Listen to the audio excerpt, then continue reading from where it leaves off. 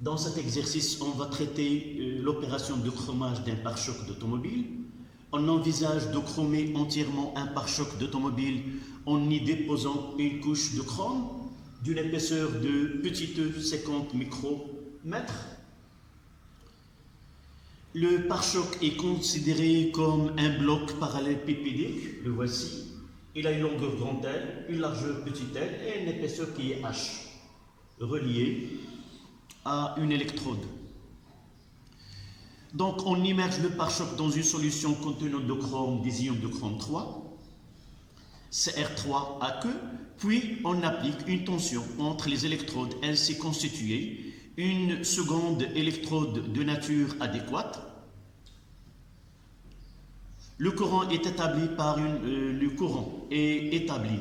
pour une opération dont la durée T c'est 10 heures, donc l'opération durera 10 heures pour réaliser ce chromage, et dont le rendement électrochimique est de 95%.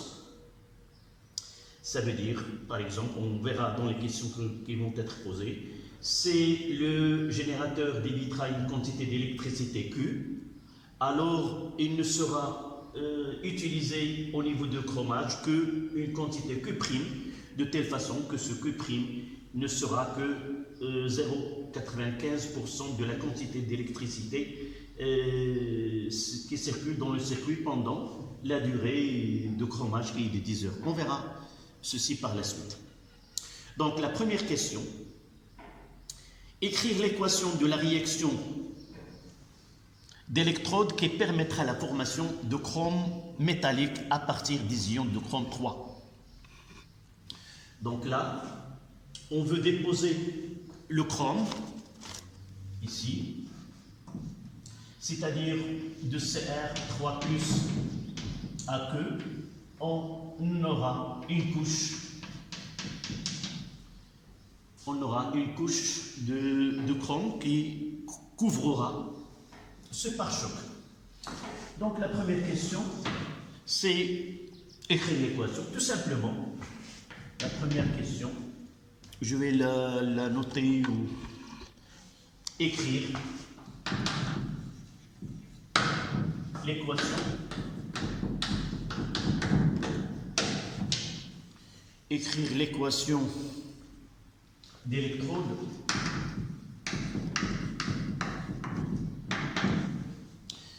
qui permet la formation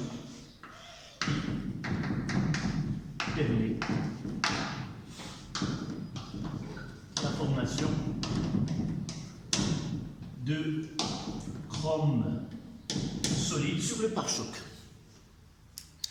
Donc, comme vous voyez là, donc tout simplement, c'est une réaction de réduction à partir de Cr3 plus aqueux plus 3 électrons.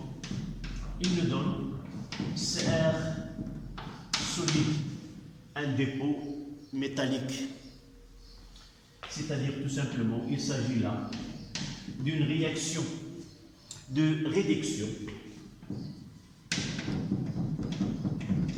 qui se produit au niveau de l'électrode reliée au pare-choc.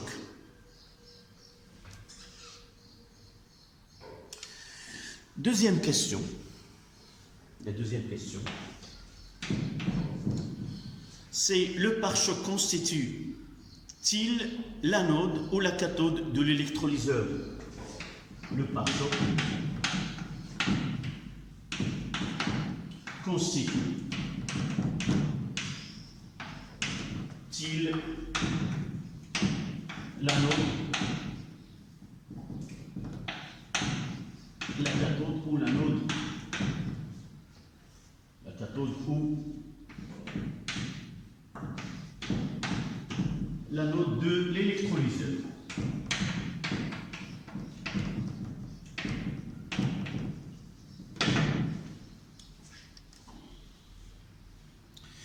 D'abord, il faut savoir que la nomination de l'électrode comme cathode ou de l'anode revient à la réaction qui se produit au niveau de ces électrodes.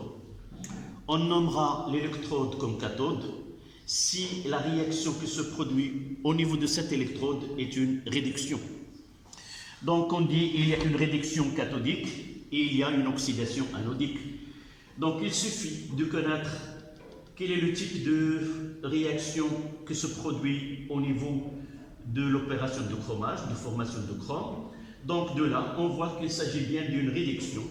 Donc les ions Cr3+ se sont réduits et par la suite, au niveau de cette électrode, il y a une réduction cathodique et par la suite, il s'agit de la cathode. Donc, puisque la réaction qui se produit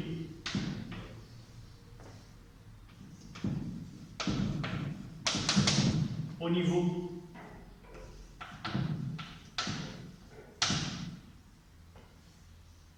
de cette électrode est une réduction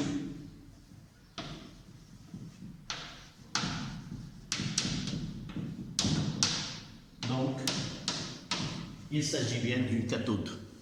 Donc il s'agit bien d'une cathode. Donc il s'agit bien d'une cathode. Donc il doit se réaliser d'une autre manière. On peut parler de gain et perte d'électrons. Il doit se réaliser un gain d'électrons, donc une réduction au niveau de pare-choc de par la définition des électrodes. Le pare-choc doit donc constituer la cathode. Donc soit à partir de là, soit à partir de gain ou perte d'électrons. Troisième question. Le pare-choc est-il relié à la borne négative ou la borne positive du générateur du courant électrique? Donc, troisième question. Le pare-choc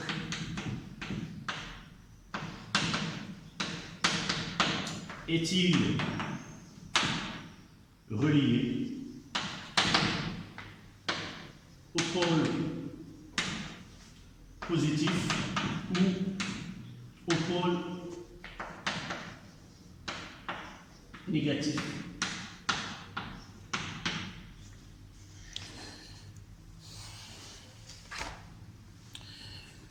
Donc, pour répondre à cette question, on reviendra à ce schéma-là. J'ai déjà relié le générateur de façon correcte dans ce schéma-là. Tout simplement, donc, pour que le chrome passe de l'état ionique à l'état métallique Cr3+, il doit gagner des électrons. Donc, les électrons doivent parvenir de cette électrode-là et réaliser la réduction des ions Cr3+. Et nous voyons que, d'après les conventions du courant électrique, voici I, et les électrons circulent dans le sens inverse du sens conventionnel du courant électrique. Donc les électrons, et à partir de là, nous pouvons dire que le pare-choc est relié au pôle négatif. D'accord? Donc nous pouvons répondre de l'autre côté par la phrase « Le gain d'électrons se fait en reliant à la borne négative ».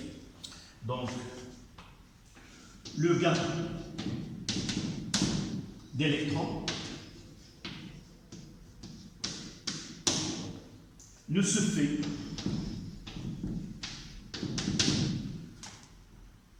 qu'en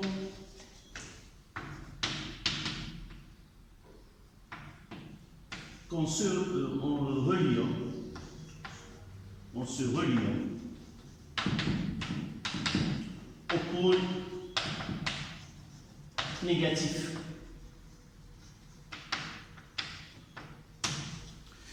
Nous pouvons répondre soit par un schéma. Je peux répondre de cette manière-là, faire ce schéma, reproduire le schéma, c'est-à-dire la réduction nécessite un gain d'électrons et le gain d'électrons ne peut venir que de pôles négatifs. Là, les électrons passent de ce côté-là. On verra dans une question par la suite. Donc les électrons. Donc la phrase, soit par une phrase, soit par faire ce schéma-là. C'est-à-dire que le gain d'électrons ne se fait qu'en se reliant au pôle négatif. Et par la suite, l'autre borne, il y a perte d'électrons en se reliant au pôle positif de générateur.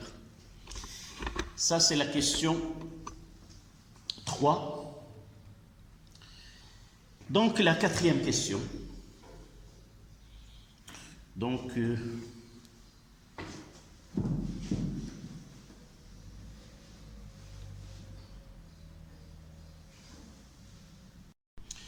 la quatrième question, on demande le volume, la masse et la quantité de matière de chrome à déposer.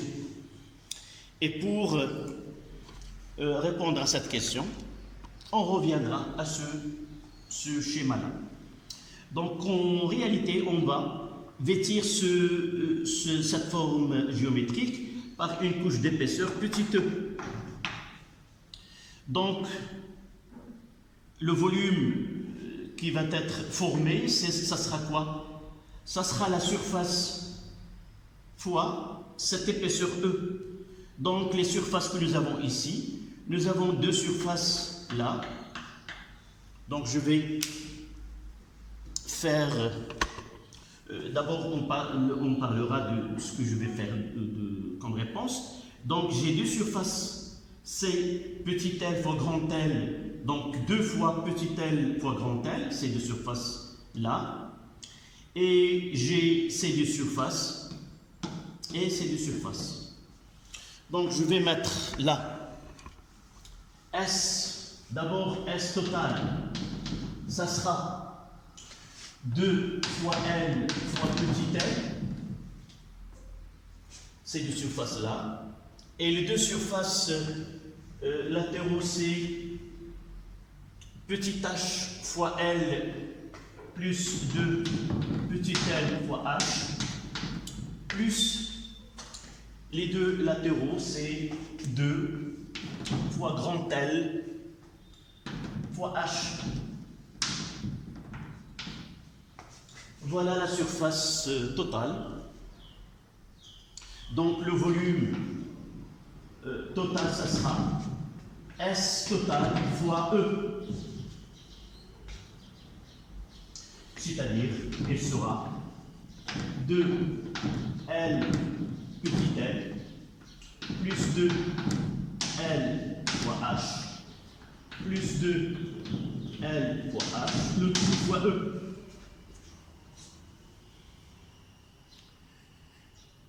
Donc il suffit de faire l'application numérique. Donc on aura C2 L, c'est 2 mètres, fois C2 fois 0,1, plus 2 fois petit L, c'est 0,1, fois la hauteur, c'est 5 mm, c'est 5 fois 10 moins 3,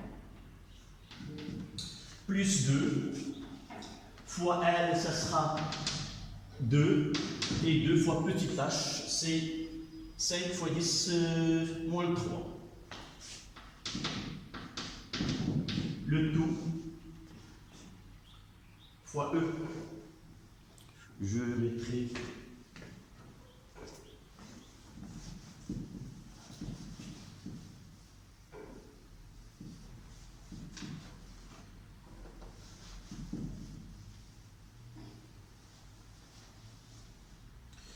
donc dernière partie, c'est 2 fois L, c'est 2, fois H, c'est 0,1, le tout fois 50 fois 10 moins 3.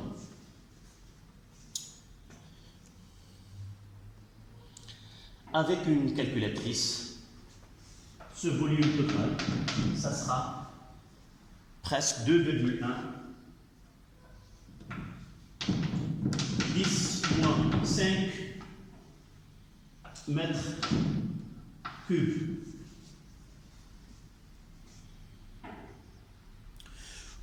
Ou tout simplement, pour simplifier les calculs par la suite, ça donne 2,1 cm3. Si nous mettons le mètre cube en centimètre cube, c'est 10 moins 6, et ça donne, c'est 2,1 cm3. 1 mètre cube, c'est 10 à la puissance 6.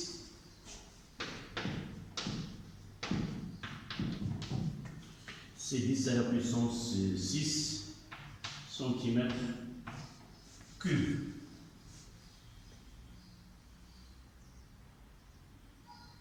Voilà. Voici le volume. Il nous reste à calculer la masse. D'après la définition de la relation qui relie masse de chrome, nous avons ρ est égal à M total sur le volume total, ce qui donne à M total, ça sera ρ fois B total. Donc cette masse totale n'est autre que ρ, c'est pour cela qu'on va utiliser le donné 7,2 grammes par centimètre cube, c'est 7,2 multiplié par 2,1. Et ça donne, pardon, c'est ici 10, c'est 21. Une erreur de là. C'est, en réalité, c'est 2,1, 10 à la puissance moins 5, fois 10 à la puissance 6. Ce qui nous donne, c'est 21 cm3. Donc là, ça sera fois 21. Ce qui nous donne une masse de 1,5 10 à la puissance 2 grammes. 1,5 10 à la puissance 2 grammes. Donc la masse qui va être déposée, sur le pare-choc est de 1,2 10 à la puissance 2 grammes ou 1500 grammes. Donc, nous avons défini le volume, la masse, il nous reste à définir la quantité de matière.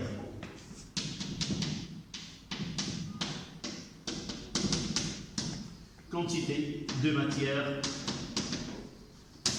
N de chrome, c'est la masse totale sur la masse molaire du chrome, qui est égale à 1,510 à la puissance 2, divisé par 52, et ça donne une quantité de matière, N de chrome, est égale à 2,9 mol. Voici la quantité de matière de chrome déposée sur le pare-choc.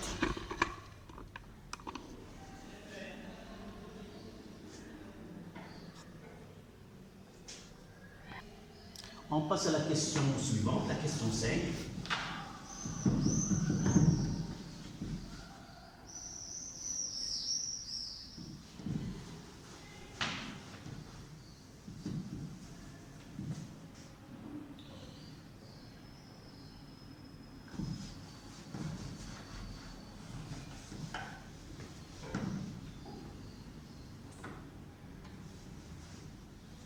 Donc la cinquième question.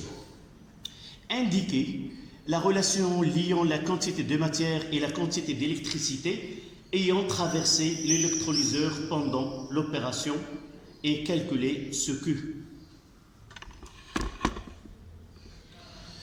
Donc ici, il faut différencier ce que le générateur délivre comme quantité d'électricité dans le circuit et la quantité d'électricité consommée par le phénomène de chromage. N'oubliez pas que parmi les données ici, que le rendement électrochimique est de 95%. C'est pour cela, on va, pour faciliter la réponse, on posera Q, c'est la quantité d'électricité ayant traversé, quantité d'électricité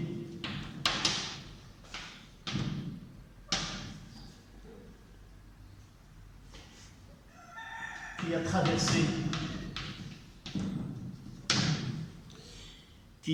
traversé l'électrolyseur.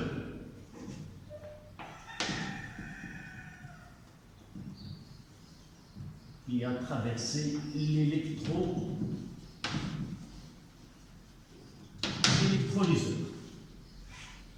Et Q', c'est la quantité d'électricité consommée par le phénomène de chromage. Quantité d'électricité consommée par le chromage.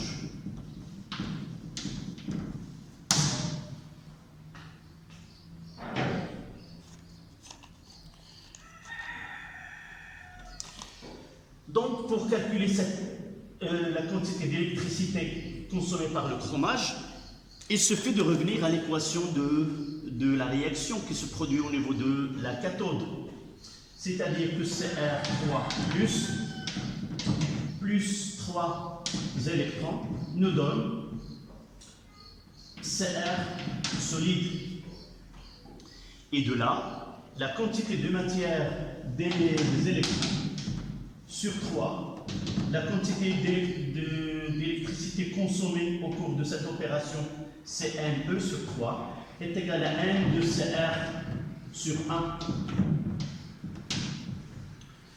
Et nous savons que la quantité de matière d'électrons est égale CQ sur F. Mais quel Q là? C'est Q', celle qui a été consommée. Et de là, nous donnons que 3N de chrome, je remplace là N d'électrons, c'est 3N de chrome, est égal à Q' sur F. Et de là, ce Q', je poserai là, Q' est égal à 3 F fois la quantité de matière de chrome. La quantité de matière de chrome formée. Je reprends. Donc là, il y a une quantité d'électricité délivrée par le générateur. Une partie de cette quantité d'électricité est consommée pour réaliser le chromage de pare-choc. Et au cours de ce chromage, il y a la réaction de réduction que se produit. De là, on relie la quantité de matière d'électrons mise en jeu avec la quantité de matière de chrome formée, sans oublier qu'à partir de coefficient stéchiométrique N sur 3 est égal à 1 sur 1. Mais le problème ici, c'est que cette quantité d'électricité, la définition de la quantité de matière, c'est la quantité d'électricité sur le N fois c'est NA fois E, ou le farad qui a été donné dans les notes. Donc là, c'est Q' et non pas Q. Donc, maintenant la question, il nous reste la dernière étape, c'est quoi? C'est déterminer la quantité Q.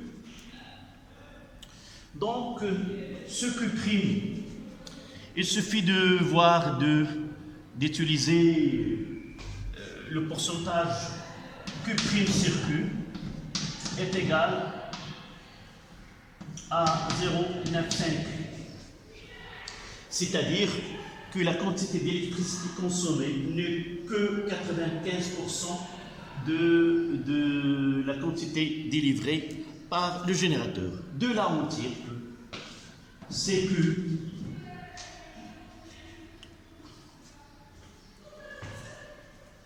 donc Q, ça sera Q' sur 0,95 qui est égal à 3 F fois N de chrome sur 0,95.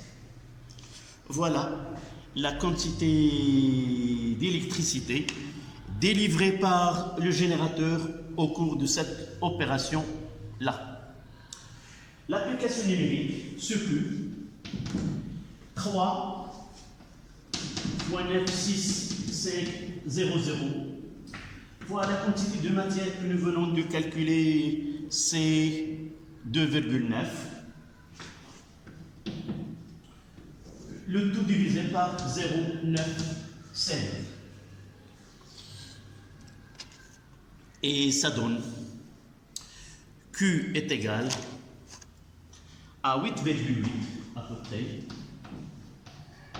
8,8 10 à la puissance 5 coulombs. Voici la quantité d'électricité délivrée par le générateur pendant l'opération de chromage de ce pare-choc. La sixième question maintenant. La sixième question. Quelle est la valeur de l'intensité de courant traversant l'électrolyseur pendant l'opération de chromage? Là, nous avons la quantité d'électricité. Nous connaissons la durée de l'opération. Il suffit d'appliquer la relation qui relie l'intensité et la quantité d'électricité et la durée. Donc là, la question 6.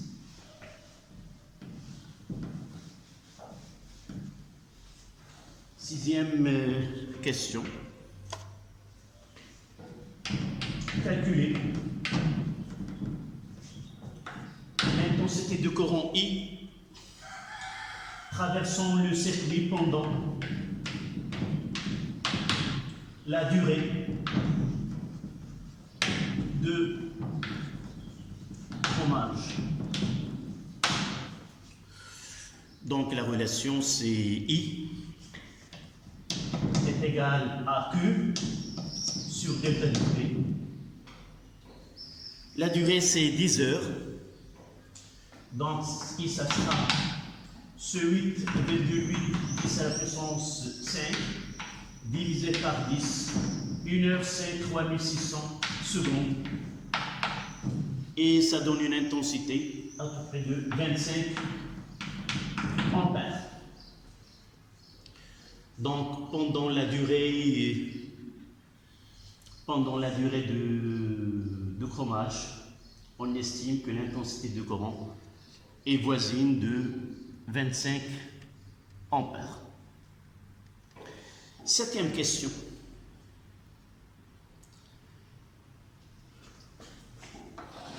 La septième question posée sur la partie, nous avons dit ici que 95% de l'énergie électrique délivrée par le générateur ou la quantité d'électricité circulant dans le circuit, elle est utilisée par le chromage. Donc il reste 5% de cette quantité d'électricité ou de cette énergie électrique. C'est l'objet de la question 7. Donc, les 5% d'électricité non utilisés par le dépôt de chromage, le dépôt de chrome sont consommés par une réaction secondaire d'électrolyse du solvant, qui est l'eau. Il s'agit bien de l'oxydation. S'agit-il bien de l'oxydation ou de la réduction? du solvant, donner le couple oxyde-réducteur mis en jeu et écrire l'équation de la réaction correspondante. Donc, là, je rappelle très bien que pour le phénomène d'électrolyse, nous avons vu dans le cours qu'il y a des électrolyses qui sont dites simples. Ça veut dire que lorsque j'utilise par exemple une solution de chlorure de cuivre 2, on nommera cette électrolyse comme simple, c'est-à-dire les ions Ce2+ vont à la cathode et donner un dépôt de cuivre, et les ions Cl- à l'anode et donner le gaz Cl2. Mais nous avons vu que dans certains cas, il y a intervention soit du solvant, qui est l'eau, soit de l'anode. On dira que l'anode, elle est soluble. Dans ce cas-là, l'eau, elle est le solvant. Donc, dans la question, ils disent que pour une réaction secondaire d'électrolyse du solvant, ça veut dire en termes de cours, est-ce que le solvant intervient dans cette réaction? Évidemment, nous avons vu dans le cours qu'il y a toujours possibilité d'intervention du solvant dans l'électrolyse. Toujours, il y a possibilité de formation de H2 à la cathode et formation de O2 à l'anode. Donc, toujours, il y a cette possibilité. Nous n'avons pas vu dans le cours comment peut-on connaître que cette intervention sera réelle ou autre. Donc, pour nous, d'après cette question-là, donc, intervention du solvant au niveau de la cathode, au niveau de l'anode, ça sera la formation de O2. Si on demande, il y a intervention de solvant à la cathode, on pensera à la formation de H2. Si on parle de l'intervention de solvant dans l'anode, donc il y a formation de O2. Donc on dira que les 5% perdus le sont pour le dépôt, le 5% qui n'est pas utilisé dans le chromage. Donc c'est une énergie qui va être consommée au niveau de l'anode pour réaliser la réaction qui transforme l'eau en O2. D'accord? Donc,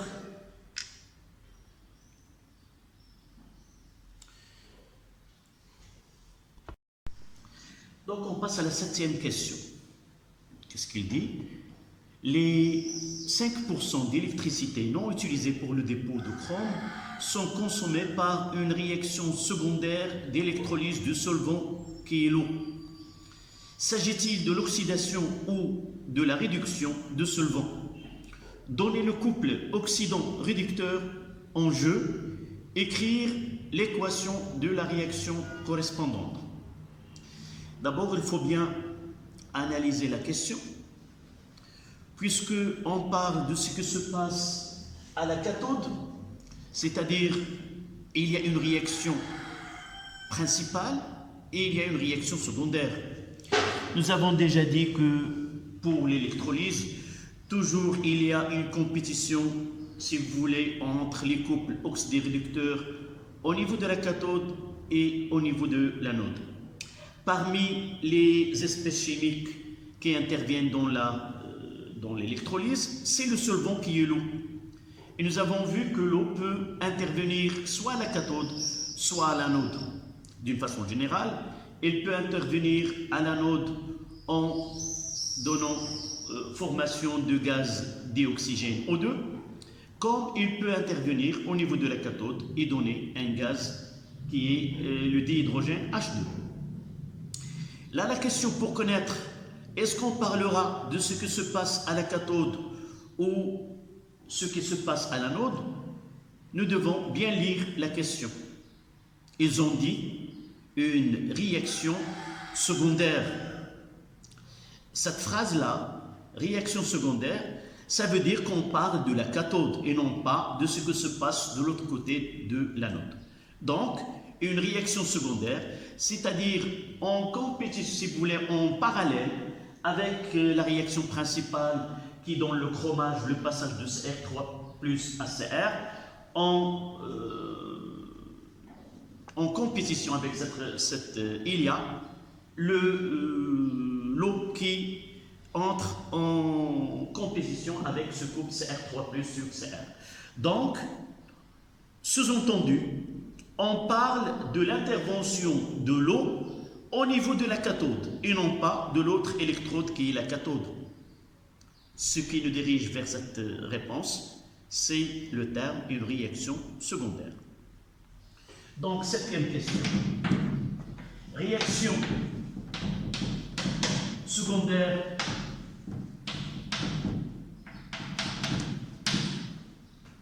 au niveau de la cathode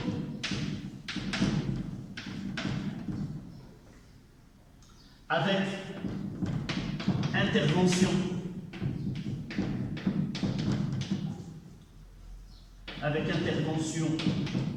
du solvant